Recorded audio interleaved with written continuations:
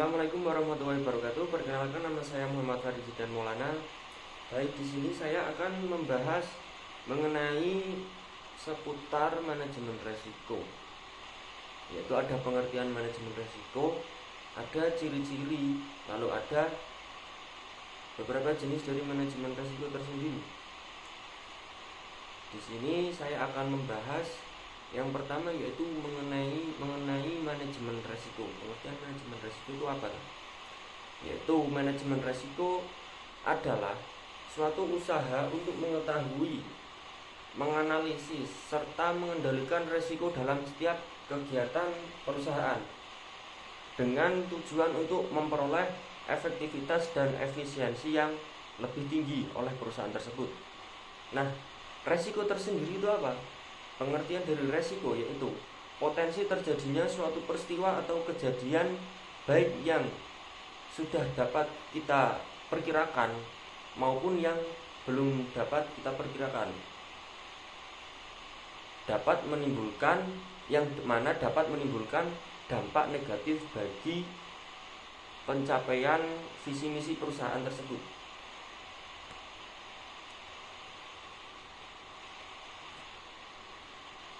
Yang selanjutnya yaitu ada jenis-jenis manajemen risiko. Apa aja tuh manajemen risiko itu? Yang pertama yaitu manajemen risiko proyek, yaitu proses identifikasi, analisis, dan penanganan risiko yang dapat timbul selama proses proyek seperti risiko biaya dan risiko jadwal. Lalu ada manajemen risiko geografis, resiko yang timbul dari lokasi fisik perusahaan seperti bencana alam, dan contoh manajemen resiko yang dapat dilakukan melalui mitigasi bencana, simulasi, dan asuransi aset. Lalu yang selanjutnya yaitu ada manajemen resiko ketidakpastian ekonomi, yaitu resiko yang timbul dari ketidakpastian ekonomi nasional seperti inflasi, ketidakstabilan nilai mata uang, dan masalah ekonomi makro lainnya. Lalu ada manajemen resiko politik. Resiko politik yaitu yang timbul dari ancaman-ancaman politik dan kebijakan suatu negara seperti anomali kebijakan dan konflik perebutan kekuasaan. Lalu ada manajemen resiko persaingan, yaitu resiko yang timbul dari kerasnya kompetisi dalam industri. Dan contoh manajemen resiko yang dilakukan melalui tim advokasi bisnis dan strategi antisipasi gerakan kompetitor.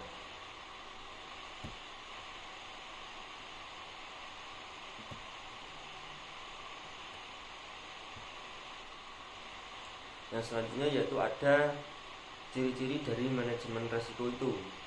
Apa saja toh? Yaitu ada ciri-ciri dari manajemen risiko itu ada ketidakpastian, berdampak, identifikasi, analisis, evaluasi, dan pengembangan strategi pengelolaan risiko, implementasi dan pelaksanaan, dan komunikasi yang efektif. Kita beranjak ke contoh kasus dulu ya. Sini saya ada contoh kasus mengenai PT Trisula Tekstil Industri Tbk, yaitu sebuah perusahaan tekstil yang memproduksi berbagai jenis produksi tekstil.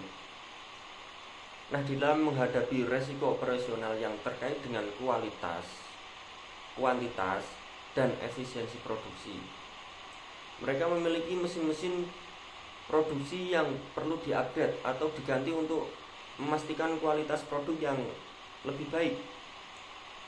Nah, risiko operasional ini dapat menyebabkan kerugian jika tidak dikelola dengan baik atau dipegang dengan baik. Nah, seperti kegagalan produksi yang dapat mengganggu jadwal pengiriman produk dan mempengaruhi pendapatan dari perusahaan tersebut.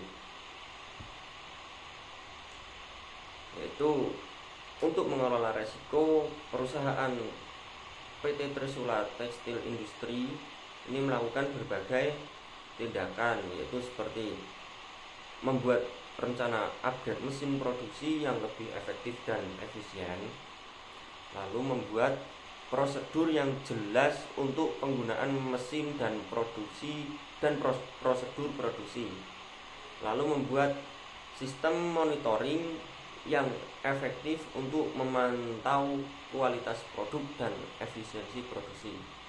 Nah, lalu ada membuat komunikasi yang intensif dengan tim produksi dan manajemen untuk memastikan bahwa semua pihak terkait dengan risiko operasional ini memiliki informasi yang tepat dan dapat berpartisipasi dalam proses pengelolaan risiko.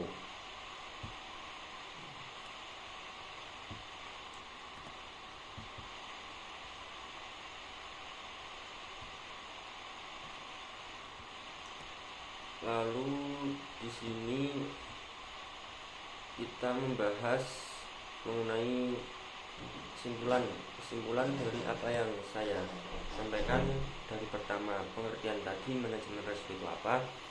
Di sini kesimpulannya yaitu manajemen risiko adalah suatu cara mengorganisir risiko yang akan dihadapi, baik itu yang sudah diketahui atau yang tak terpikirkan, yaitu dengan cara memindahkan risiko kepada pihak lain, menghindari risiko, mengurangi efek negatif dari risiko tersebut. Manajemen risiko tidak semata berlaku di lingkup bisnis,